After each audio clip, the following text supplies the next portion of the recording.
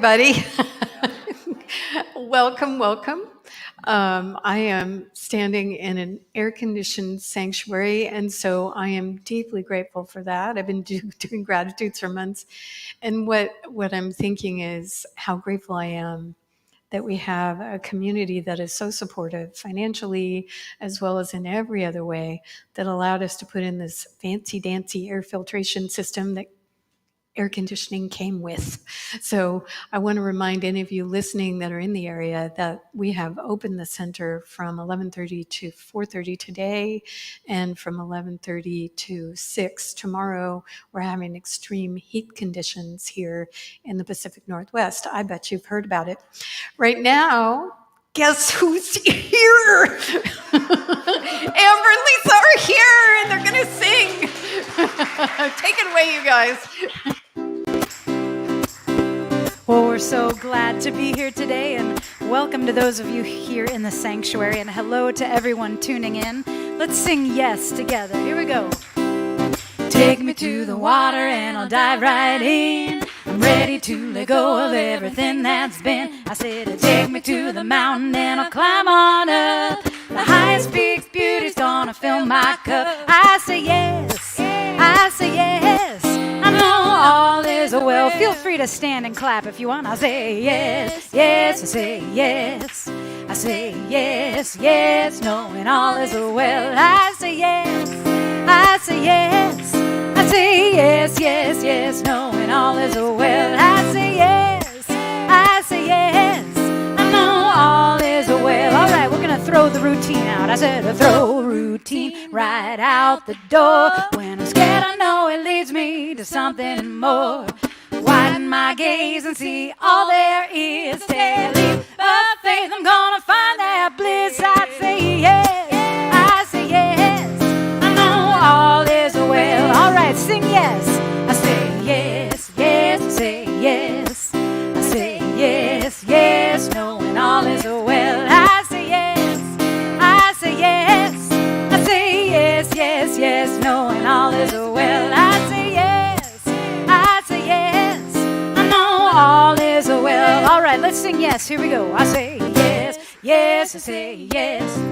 I say yes, yes, knowing all is well. I say yes, I say yes.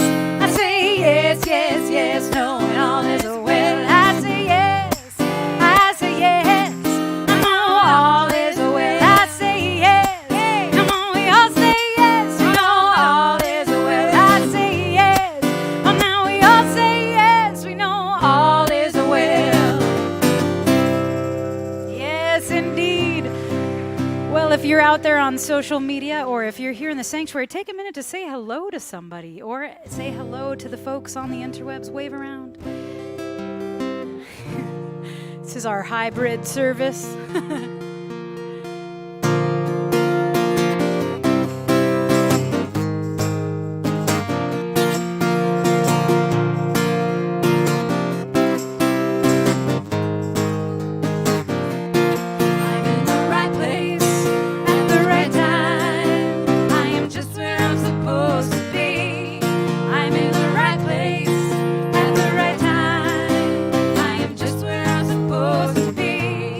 I'm in the right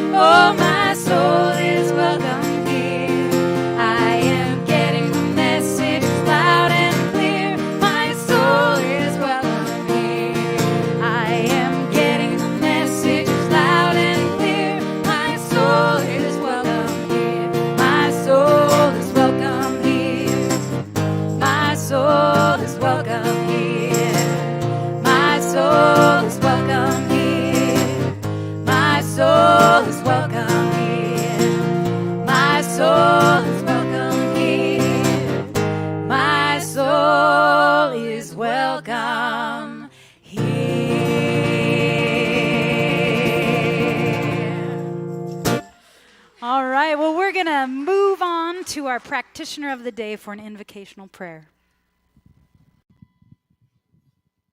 Good morning. My name is Kat Wingerter. I'm your practitioner of today. Please join me in an opening prayer.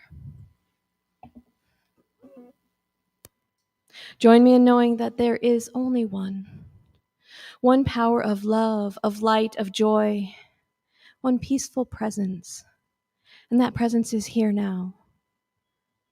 It dwells inside each of us, uniting us together, heart and mind and spirit.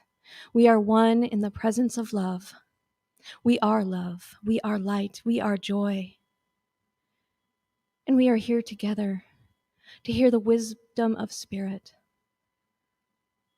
to hear the love whispering in our hearts, calling us, bringing us forth on this journey to be more, to do more, to become who we are meant to be, to speak and act in our spiritual truth. And knowing that this divine presence is here with us, guiding us on this journey, we say thank you. Thank you, sweet Spirit. And so it is.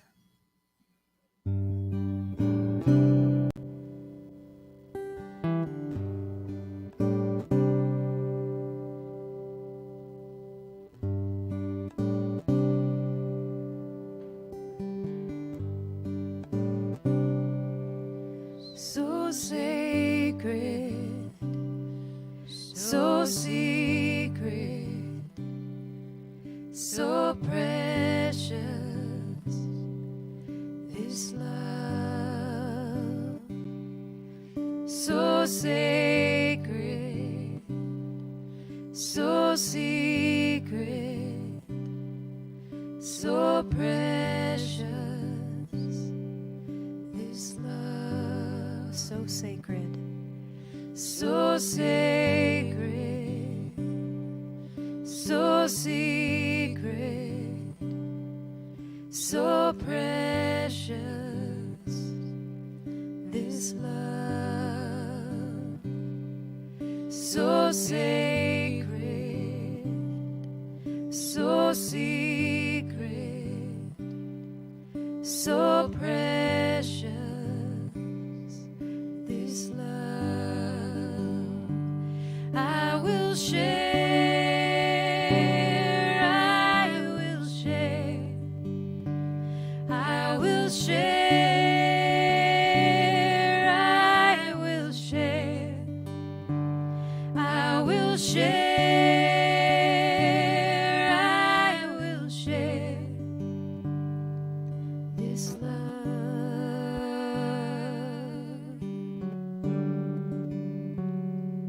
So sacred, so secret, so precious, this love. So sacred, so secret, so precious, this love. I will share, I will share, I will share, I will share, I will share, I will share, this love.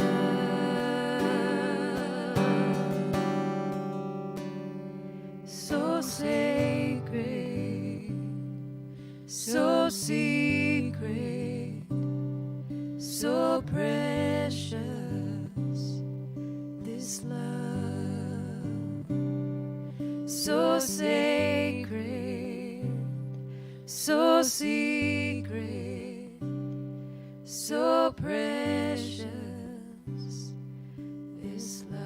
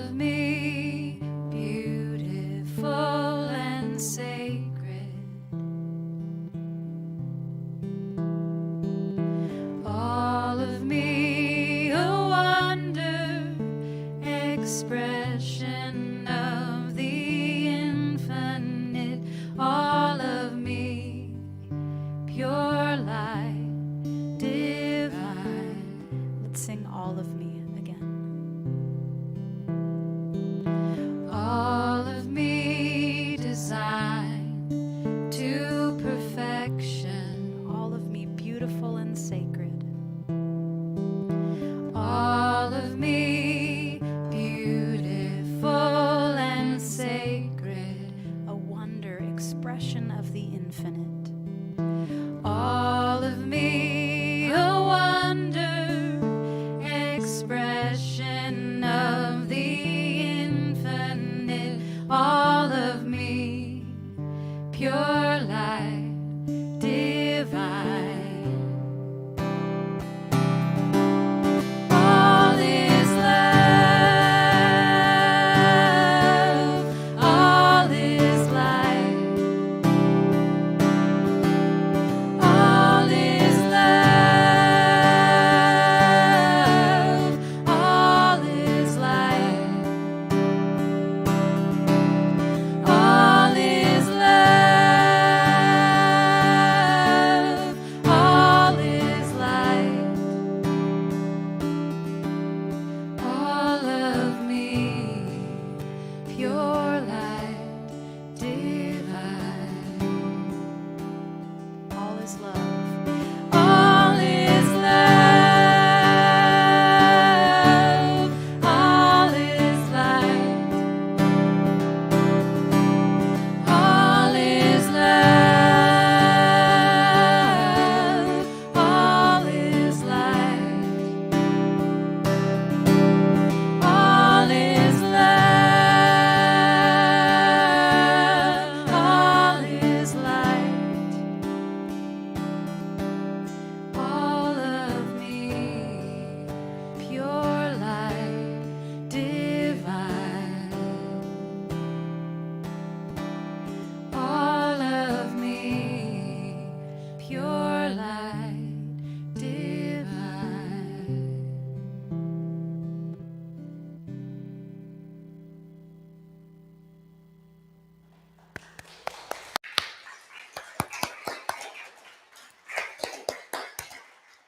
Oh, thank you so much, Kat and Lisa and Amber. So the topic today was something like the soul's call to freedom, and I kind of went, nah. And then as I was preparing the talk, I thought, well, it kind of is the same thing. It's just I didn't like the title. So I decided that my title is Room. And so you'll see how they connect, maybe. So I'm just back from San Francisco. And of course, that is the most interesting city, I tell you. And so my relatives that are there thought that one of the highlights that they wanted to show me was the Goddess Church. They said, I'm sure you know these women. Okay, my relatives have this vision of me that I don't know those women. But it was real fun to go by this enormous church that's been painted this beautiful purple. And so it made me think of Mirabai Starr. And I don't know if you've read this book called Wild Mercy, but Mirabai is an incredible mystic and brought together a whole bunch of other mystics earlier in this year to present different ideas. And her book contains some of it. So I wanted to read you a little piece here to start us off called Opening. Here, come here. Take a moment to set aside that list you've been writing in fluorescent ink, the list that converts tasks into emergencies. Items like, quote unquote, feed the orchids become, if I don't accomplish this by 11 a.m. tomorrow morning, the rainforests are all going to dry up and it will be all my fault. Or, if I fail to renew my auto insurance, I will probably crash my car and everyone will die. Or, this friend just had her breast biopsied and that friend's brother-in-law beat up her sister and my aunt just lost her job with the symphony and my nephew is contemplating divorce and I must call them all and listen to them for hour and dispense redemptive advice. Anybody? She goes on, gather your burdens in a basket in your heart. Set them at the feet of the mother. Say, take this, great mama, because I cannot carry all this for another single minute. And then crawl into her broad lap and nestle against her ample bosom and take a nap. And when you wake, the basket will still be there, but half its contents will be gone. And the other half will resume their ordinary shapes and sizes, no longer masquerading as catastrophic, epic, chronic, and toxic. The mother will clear things out and tidy up. She will take your compulsions and transmute them, but only if you freely offer them to her. And why not? Why not pretend for now that the absolute, the great mystery, the grounded being, sometimes expresses itself in the body of woman? In Jewish tradition, not known for its feminist history, the holiest of holy days, holier than the high holidays themselves, is Shabbat, and she is female. Yes, the Sabbath itself is a feminine being. She is called the Shekinah, and she embodies the energies of both the queen and the bride. She is the Holy Mother, favorite sister, intimate friend. She is the beloved.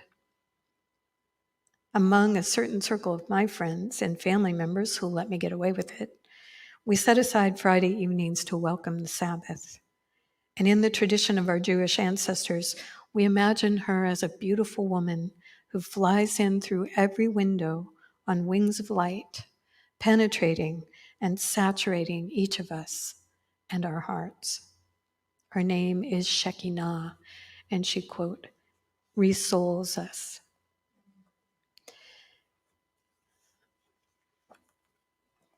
So for me, what Mirabai is talking about is a quality on the spiritual path that has to do with making room. I chose for a quote for today, a quote from that famous author, Toni Morrison. And the quote is, "If you want to fly, you have to give up the stuff that weighs you down." And so for me, one of the things that I've noticed about walking a spiritual path for so long is that in a way, along the path, there are these places of rest. These, you could call them oases, if you picture the path moving through different landscapes of our spiritual lives. There are places along the way that are places that are lush and verdant and invite us to stop and rest and refill, so that we have renewed energy for the path. And the reason I'm bringing this to you now is because we've just been through a very intense time as humanity. We have walked with great difficulty for some of us through this last year and a half of trying to work with a global pandemic and the implications of that in our lives. For some of us, it's been awkward in many different ways and difficult to traverse that part of our path.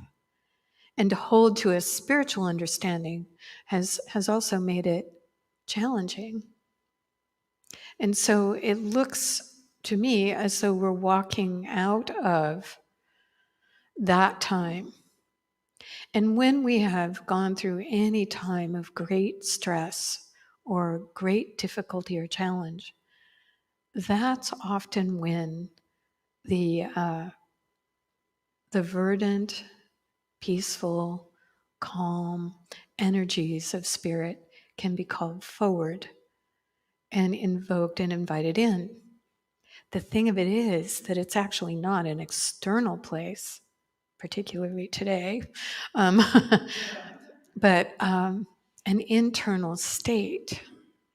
And to acquire the ability to find that state means that we have to make some room in our lives.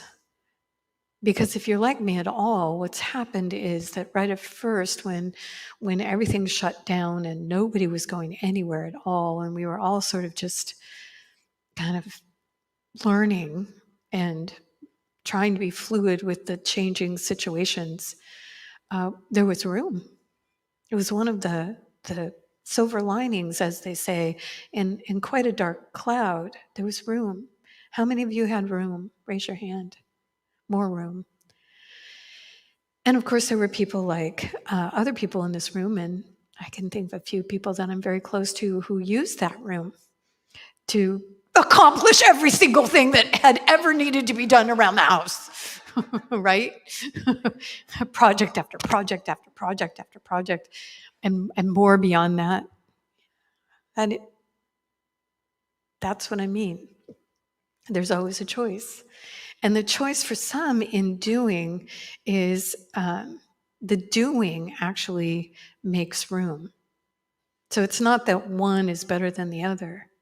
I know you, like me, you've probably had times when you've had this nagging thing hanging on, and you're trying to get to it, and you're not getting to it, and you're probably not getting to it because you don't really want to do it, but you finally just do it.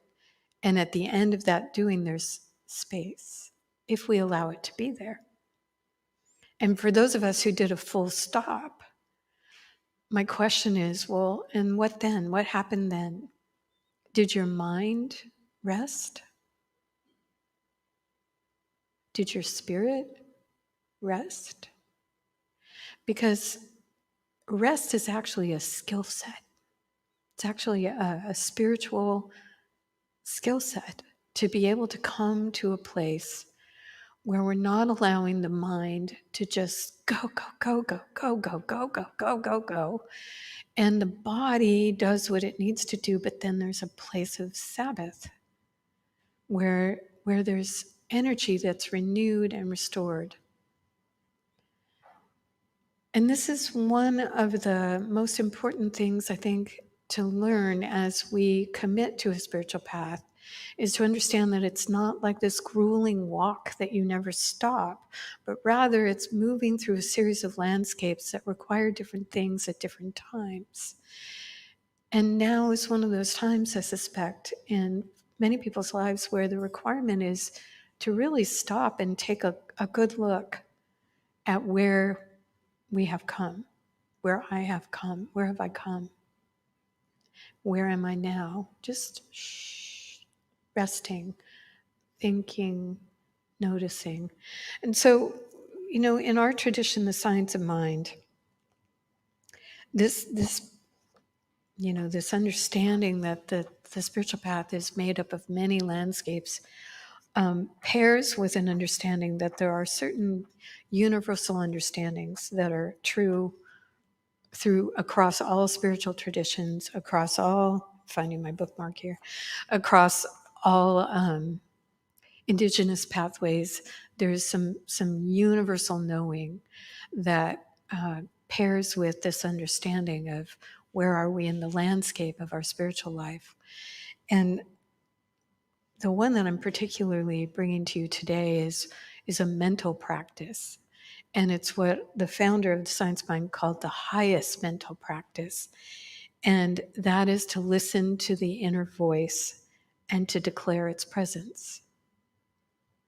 So what he means by that is that as we move with who we are spiritually, what begins to happen is we begin to understand that there is something with us, that we are not walking alone, as they say, and that there is this something that is with us is this incredible energy and presence that moves with us, in us, and through us, and as us.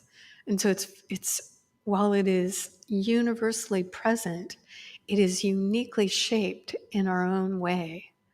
So we have both this universal presence that is everywhere, and then we have the grace of our own individual expression.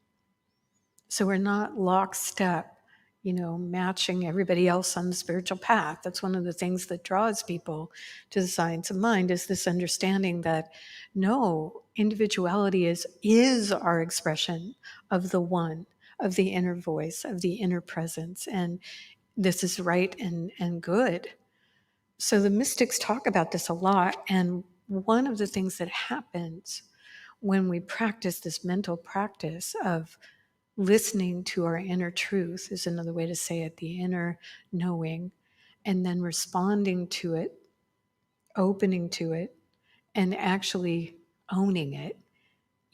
Now I'm sure everybody here in this room doesn't have this, but I sure have, on my path as a minister, encountered a lot of people who are pretty sort of cat on a hot tin roof about talking about this. It's like, well, I don't know. Well, I'm not sure. Inner voice, true self, universal presence. Are you talking about God? Because I'm not sure about all that, right? Which is totally okay. But eventually, in the path that I'm walking, you have to call it something, And so for me, spirit's been the word for me, because God's just so fully loaded with all kinds of stuff. Whatever you want to call it, there's a time on the path where we stop dancing around and not naming it. And we just find a name that's right, that captures how it is for us. And when we're there, that's when we're practicing declaring the presence, declaring it, saying, yes, that is what's happening here. And that is what's happening in me. And when that happens, there's something else that often occurs at the same moment, is the world kind of does this shift. Because up until then, there was a possibility that that the world is empty, that we're just moving along a path from birth to death, that there's actually no meaning at all, and that, any meaning that's there is whatever we've brought to it. But once we have identified that there's something more happening inside of us, and we declare that, the universe begins to shift, and we begin to see, oh no, there's much more going on here than I had first thought.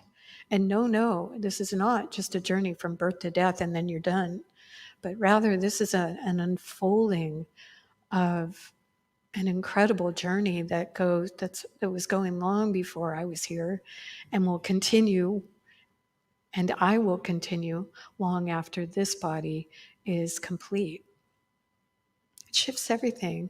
And then what begins to happen as we travel the landscapes is light.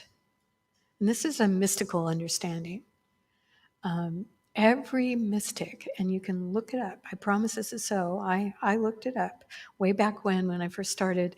The claim that every mystic had this experience was like a little outrageous to me, so I started checking it out, but actually it's true that every mystic that has written or spoken throughout Sacred Humans history has spoken of light, has had the direct experience of illumination. That's why so often really holy people are depicted in the Christian tradition with halos, that there's this light that is part of the walk, part of the shared energy. And as we walk through our lives, that illumination is available. Should we choose to begin to pay attention to it, we begin to see it in places randomly at first, and then more and more fully, so that eventually, the minute we focus on that, it becomes apparent. This is a very powerful thing. Holmes talked about it this way. He said, all mystics have seen the cosmic light. This is why it is said that they were illumined. They have all had the same experience, whether it was Moses coming down from the mountaintop, Jesus after the resurrection, Saul on his return to Damascus, Emerson walking across the common in Concord, where suddenly he became conscious of this light, or Edward Carpenter upon leaving Walt Whitman, looking up, thinking that all of New York City was on fire. The interesting thing about light is that it has to do with an expansion of awareness. And so many of the mystics speak about evil never, ever succeeding ultimately. And the reasons they give for that across traditions is that the light simply chases away the dark.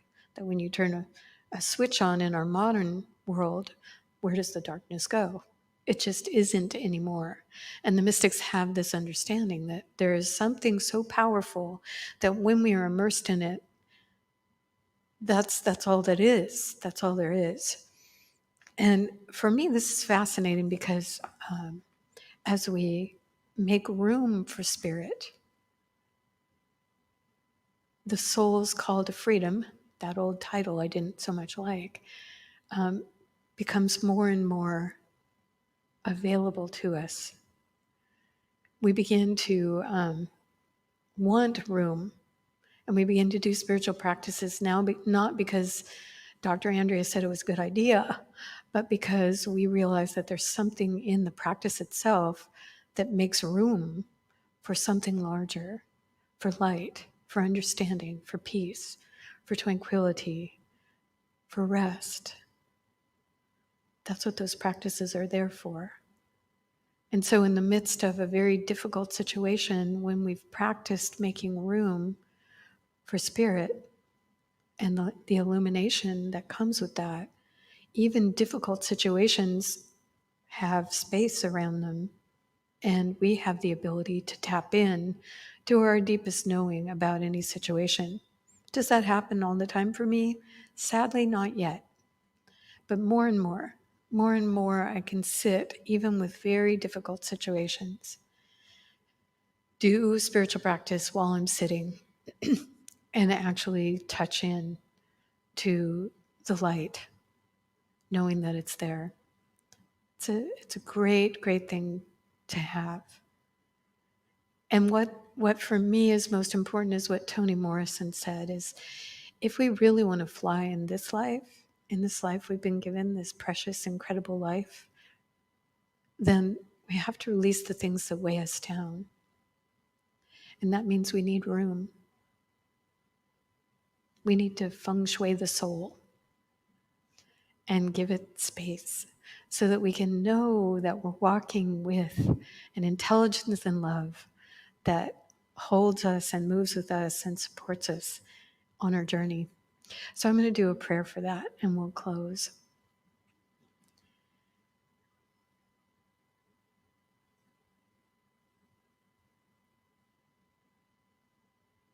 Imagine that you're sitting in a dark room and all of a sudden the lights flip on for just a moment and you just for an instant realize that you're not alone, that the room is full of fellow travelers. And as the dark descends again, the light goes out. The memory of what you saw stays with you. I have this memory that we do not walk alone, that I and all people have available within us this amazing, incredible presence that shapes itself individually through each of us and is always and ever saying yes, yes, of course, yes. It is an intelligence that has no limit. And so when I tune into that intelligence, I have the opportunity to lean into it and ask for the highest understanding in any situation. At the same moment it moves, it's directed by love. And this love is hardcore, moving in the direction of opening through me, through you. And I have the opportunity to lean into that love and allow it to keep my heart open even when I want to slam the doors shut. So leaning into that intelligence and love as I move forward through the landscapes of my spiritual life allows me to walk in peace and with a great deal of illumined awareness. And I am so grateful for this walk, for this life, and for my fellow travelers. And so it is. Yeah, thank you. Okay, we're going to have another song by Lisa and Amber.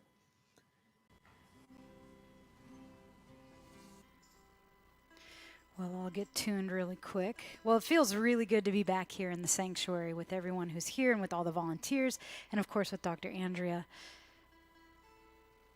And to have Lisa here too. It's been, I don't know, it's been some months. Long time.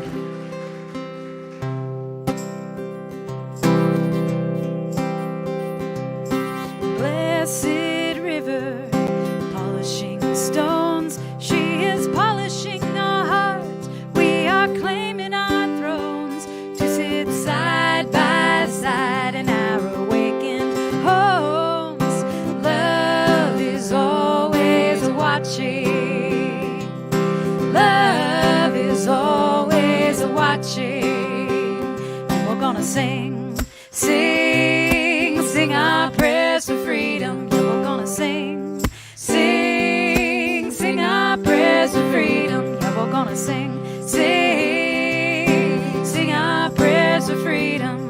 Sing our prayers for freedom for the world. Medicine giver, gentle spirit of the land. She is polishing our hearts in ways we do not understand. We walk side by side and offer both our hands. Love is always watching. Love is always watching. And we're gonna sing, sing, sing our prayers for freedom. Yeah, we're gonna sing, sing, sing our prayers for freedom. Yeah, we're gonna sing, sing, sing our prayers for freedom. Sing our prayers for freedom for the world. Brothers, sisters, brave pilgrims of the night, we have followed our hearts, and to truth we have arrived. To sit side by side in divinity's light. Love is always watching.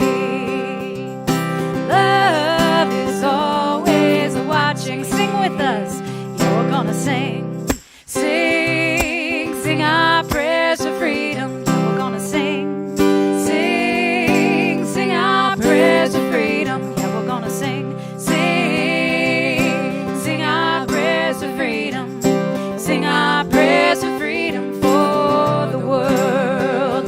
Yeah, we're gonna sing, sing, sing our prayers for freedom. Yeah, we're gonna sing, sing, sing our prayers for freedom. Yeah, we're gonna sing, sing, sing our prayers for freedom. Sing our prayers for freedom for the world. Sing our prayers for freedom for the world. Sing our prayers for freedom for the world. Thank you. All right, everybody. Well, let me give you a few announcements. The first one is probably the most important to know about. We anticipate that Governor Inslee is going to be opening our state in another couple of days. He's already said he's going to, so it's kind of an open secret. So we've determined that we too, as a center, are going to open. And we're going to open in a fairly, I've been talking about flowers blossoming slowly and all that. We're gonna be opening in a cautious manner, we hope. So this is what we know. We're going to, you no longer will have to make a reservation to come. We're going to have one service at 10:30 because right at the moment, enough people are still kind of psychologically not quite ready to come into large groups. We're going to ask those of you who are fully vaccinated, you don't need to wear a mask unless you want to. But if you're not fully vaccinated, the state and the CDC are requesting that you consider wearing a mask when you're in a large gathering such as this. And so that's starting next week. And for the foreseeable future, what's happening is we're just going to do the 10:30. We, as you might imagine, all of our teams that used to serve in so many ways, we had a coffee team and a children's church team and, all the different things that would support Sunday services are completely decimated by and large. And so we're not going to be able to provide elementary school or middle school children with a program yet. We have to reinvent ourselves and reassemble a team of volunteer teachers. So if any of you would like to join me, I'm going to invite people to think about the fall, and we'll start a program. We won't have coffee for a while, and we won't have bookstore for a while, but we will have service, and we will have service together. So I hope you'll think about coming and inviting your friends. Let's see, today at noon, we're going to have the Fundamentals of the Science of Mind, a free workshop that's being offered by Kat and some of her folks. And since you're here, for those of you who are here, if you would like to stay, we're going to be broadcasting that Zoom presentation from here. So you could certainly be an audience for Kat and her friends. But if you're going home, you can Zoom right in at noon. It goes for an hour and a half. And so we'd love you to join the practitioners as they present that. I'm doing here in the sanctuary on Wednesday a soul collage workshop from 4 to 6 p.m. There's a few spaces left. And if you've never done soul collage, it's really a very wonderful way to touch into the inner knower that maybe has a thing or two to share with you by way of images. And so there'll be an opportunity. If you're new, I'll do a little talk about how soul collage works and how to do it. And then we'll have some really lovely space here in this air-conditioned room to create some soul collage cards. You do need to register for that because I need to know how many cards to provide. Everything's provided for you. Just come on in. You may want to bring your own water. So that's happening this Wednesday. I also wanted to let you know that Amber actually was featured in a virtual expression of the Interfaith Music Festival, which usually happens in person, but didn't this last year. So that link is available on our website. And you can look for the link and hear some more wonderful music, as well as many, many other wonderful things that happened during that virtual happening. The practitioners are still merrily providing early morning prayers on Zoom at 7 a.m. and deep gratitudes in the evening at 8:45. These happen Monday through Friday, so you're welcome to do those things. All right, I'm going to send us out on a happy note with our live in-person wonderful people. And I don't know what you're singing, but if it's appropriate, feel free to stand. Indeed, and you can clap along too if you'd like. For the sun that warms his body, for the earth that we call home, for the love that knows no boundary, I am thankful. For the trees that line the mountains, for the sea and life it holds, for the source of inspiration, I am thankful. Love, light, life, fill me up. Peace, power, beauty, joy, fill me up.